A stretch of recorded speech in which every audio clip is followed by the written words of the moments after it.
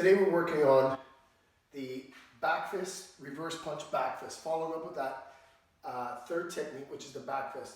You gain distance with your back fist. Of course, every time you throw a technique, it's to score a point, right? But you want to have a reaction. So every action creates that reaction, right? So if I go high with the back fist, I'm hoping to score or get their hand to come up. If I throw that reverse punch underneath, I want to score or get their hand to come down.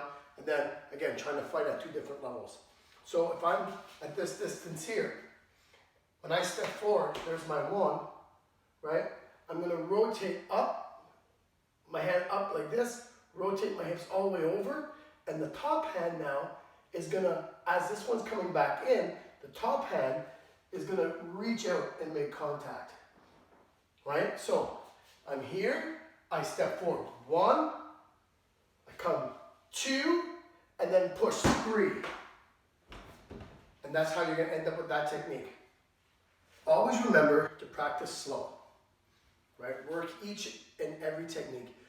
It's not the last technique the most important. It's not the first technique. All three techniques are the most important because you might score on one of those techniques. And if you don't score, you must get them to move their hand. You must create a reaction. If you do not, they're probably going to counter something that you're throwing and they're going to get their point, right? So let's make it hard on them. Let's make our stuff as clean as possible, right? So again, I'm here, my hand is up, right? I step in, 1, 2, 3. Then I come back. You can take it to a little bounce, right? 1, 2, 3. Try to get maximum turn, right? So I'm here, 1, 2, 3. And you'll see that when you get into it a little bit more, you can even hop into it. That second, after that punch, you can hop forward, explode, right? Because they're probably moving back. So you'll need to gain distance. So when you're working on that, work on this. Watch. 1, 2. Now I want you to sort of push forward. Use that back foot. Push and then land. Make sure you land with balance and stability. Remember, every point in point karate has an extension, but also at one point has to have that recoil. Work on that. All right, now we're going to work on a defensive side kick. Now, a defensive side kick is used defensively because of the fact that the other person, your opponent, is on the attack, right? And most likely they're on your attack with their hands, so they're reaching up like that, which creates an opening. Now, I got to get them to come at me. I got to get them to extend without making contact. So when I see them move, right, and again, this is all about anticipating, right? You're seeing that person use that same move, that back fist blitz or whatever it is, and you're like, okay, you know what, I'm going to expect that. I'm going to sort of wait for it to come. When I see them twitch, when I see them move, I'm going to react to it. Now, the main thing with a defensive side kick is that we also call it a step away side kick.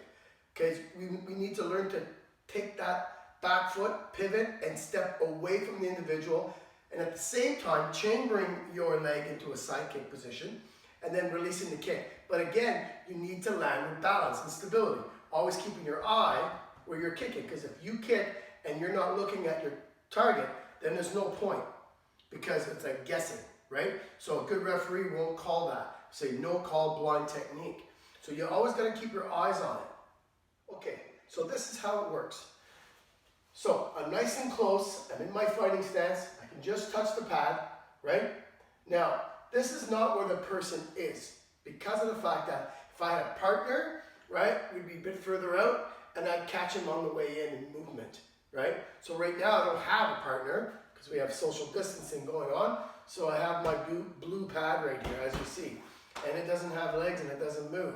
So I'm gonna have to use my imagination, right? Because this is where I'm going to have to, I know that I have to make the contact. So when I'm here like this, right, I'm in my fighting stance, my hands are up, I'm going to turn my back foot, I'm going to lean over it like that, and as I do that, I'm going to chamber this leg, my right leg, quickly kick the pad, and land back over here into a fighting stance. So I'm here, I lean, there's my kick here, hop, land, and there's my fighting stance. Right here, again, keeping that fighting stance ready and able to go if I need to follow up or counter or move. which is very training, and we're trying to learn. I always recommend not to be bouncing around, right? Because when you're bouncing around, you're changing your distancing, and you're not really learning your gap, right? The gap control. It's so important to understand what the distance is that you need to train at to be able to execute a technique. Start off flat-footed, get used to doing it, get learning your gap control, and then start getting on your toes. And then start adding more speed to your techniques. So that way your skills will improve with your movement skills, right? So again, I'm here, right? I'm on my toes, my hands are up. I'm gonna lean back. As I lean back, I turn my hips. This foot's gonna kick, pop. I land back into position, ready to go. Just in case I gotta change or counter or keep fighting. Because again, even if I made contact, it doesn't mean that all 3 referees saw it, right? You need 2 out of those 3.